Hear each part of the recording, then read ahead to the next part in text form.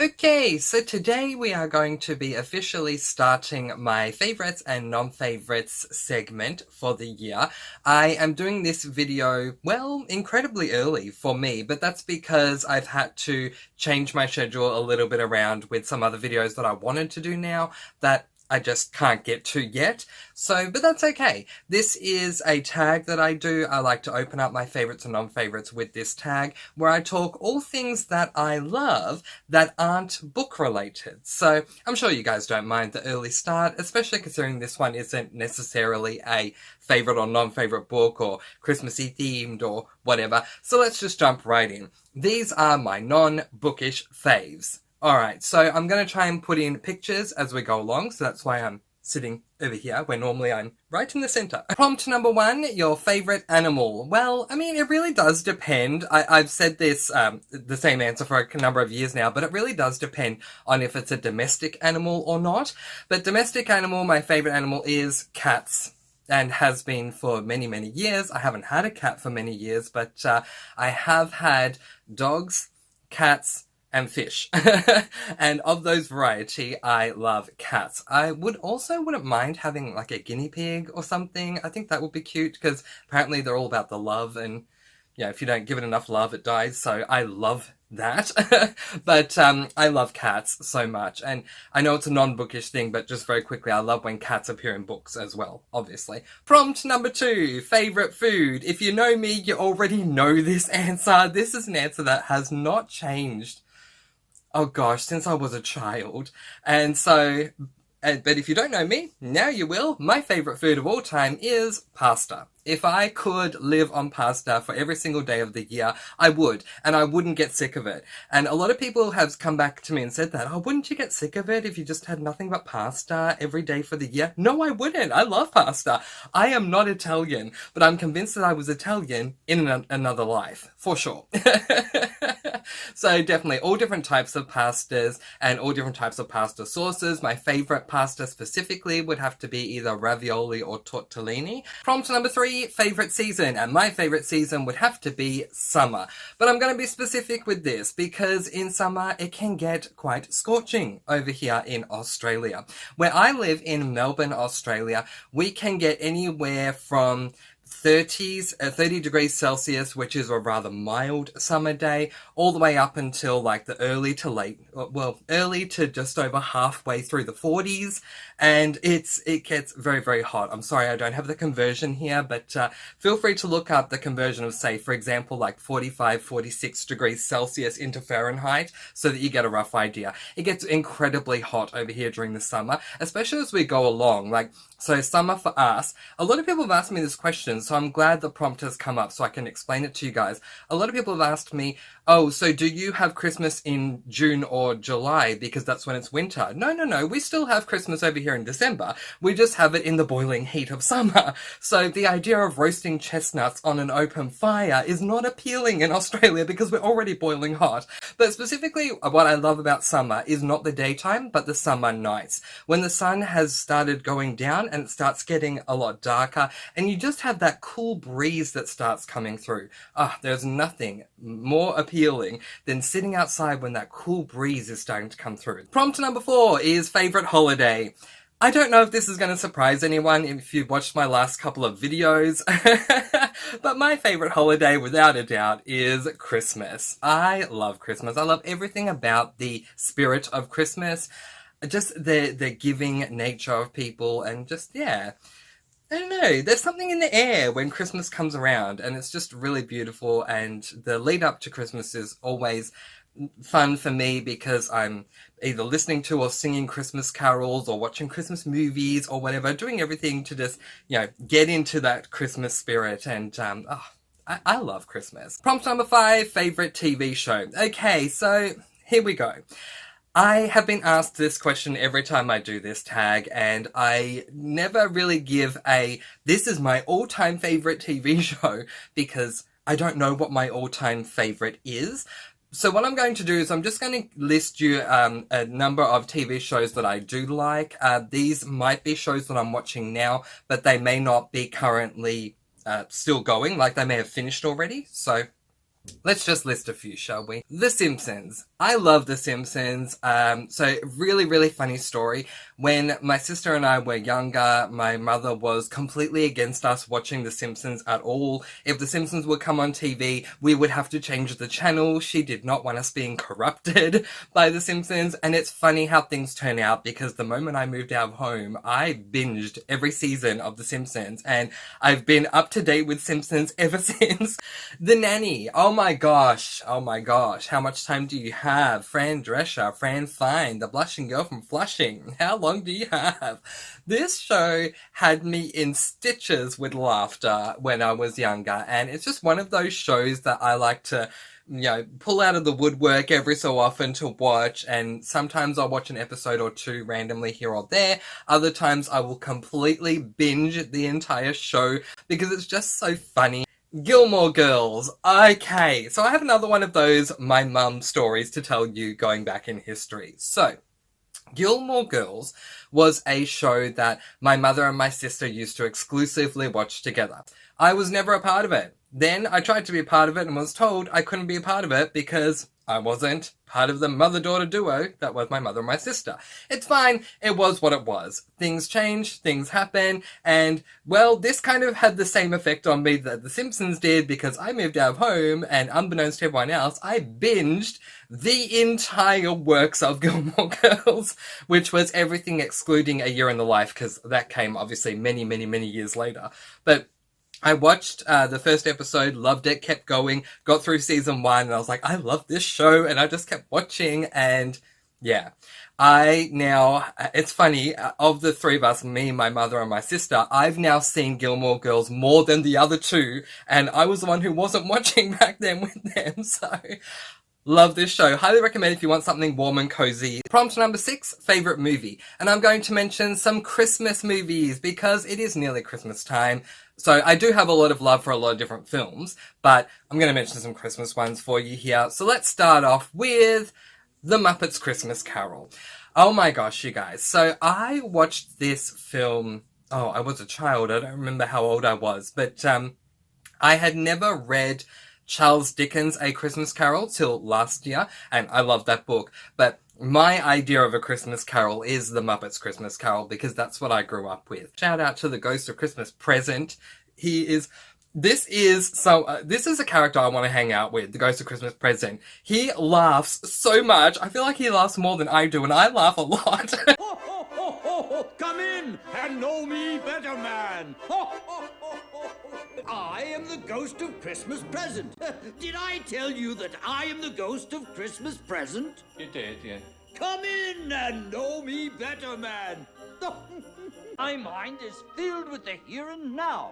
And the now is Christmas. But I love this film and highly recommend it. The other Christmas film I wanted to recommend was Miracle on 34th Street, the Mara Wilson version. I always try to be specific when I recommend this one because there are two versions.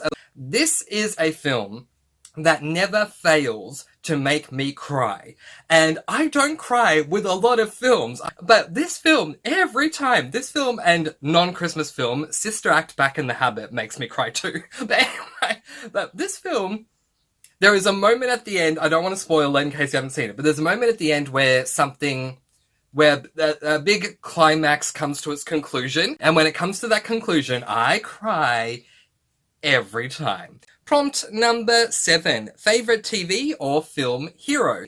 Last year I did Piper from Charmed. I'm going to go with Charmed again, but I'll go with someone else. This year I'm going to go with Leo. So Leo is Piper's husband. He is an angel. He is known as, it depends on what season we're referring to, but he is known as a white lighter to begin with. Leo's all about the love and trying to help everyone and everything, and I love it. Like, he is very much a family man, don't get me wrong, but if his charges, because he's not just looking out for the sisters, but he's looking out for other people as well, and they call them his charges. If his charges need him, they take precedent. So he will go and help whoever he needs to help at the drop of a hat whenever he needs to.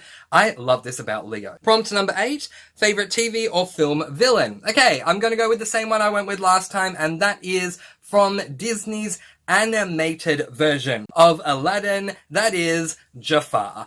I love this villain. Generally speaking, I don't get on board with villains. I'm generally always on the hero's side. But Jafar's calm demeanor just shows just how maniacal and sinister that he is, that I actually appreciate him for what he's doing. In front of everyone else, he's like, oh, I'm exceedingly sorry, princess. But then behind the scenes, he's laughing at the fact that he tried to get someone beheaded, or that he thinks he has.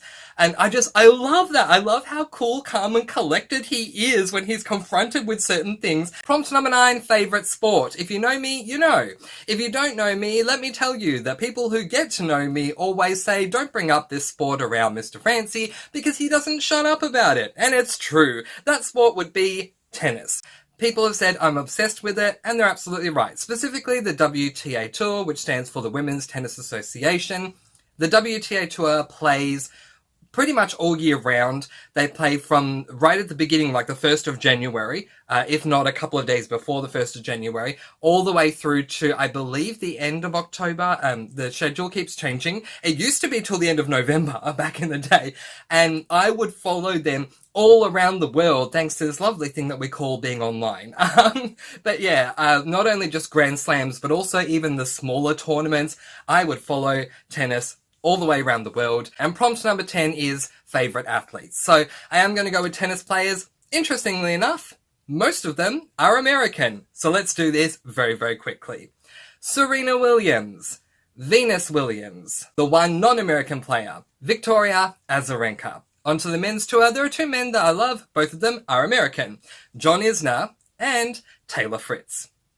So there you go. I'm an Australian, but don't tell anybody. I'm an American at heart, even though I live here. Anyway, prompt number 11 is favourite music genre. This answer is going to, I feel, be the same answer every time I do this. My answer for this is symphonic metal.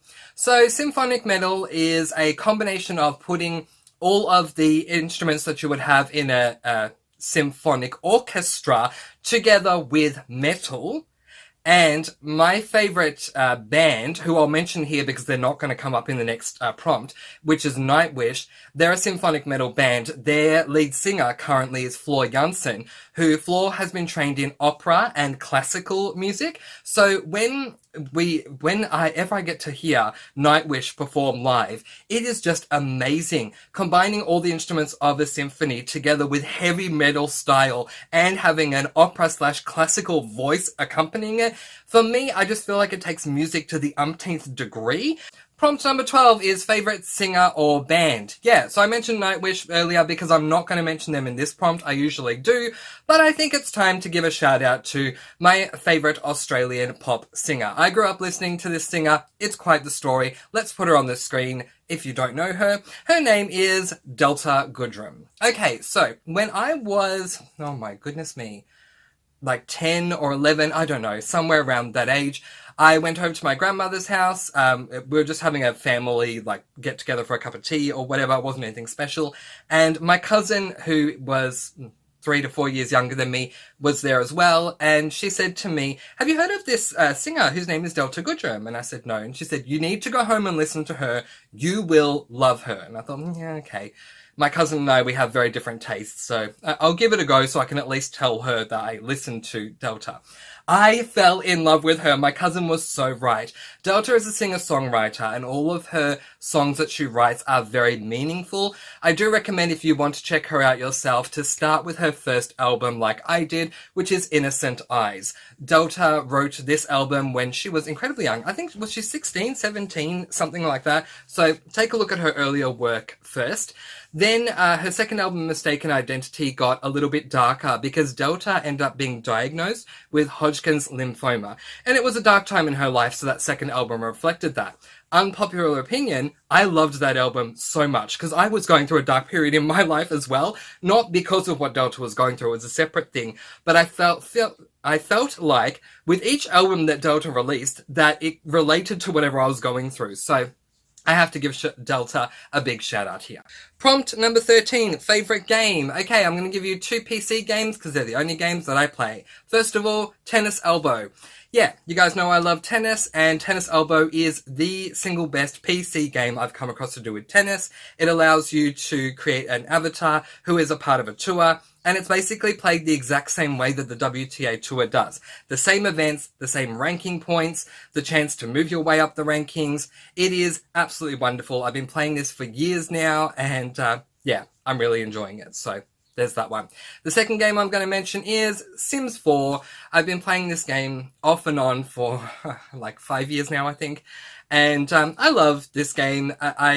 With Tennis Elbow, it's a very succinct amount of time that I will play if I'm going to play that game on a particular day, and it allows me to zone out for that time. With Sims 4, time can go by so quickly. I might start the game at like 7 o'clock at night. The next thing I know, it's midnight, and I don't know where the time has gone because it just flies. Prompt number 14 is favorite hobby. So I'm going to go with 2 hobbies, and that is writing and crocheting. So I love to write.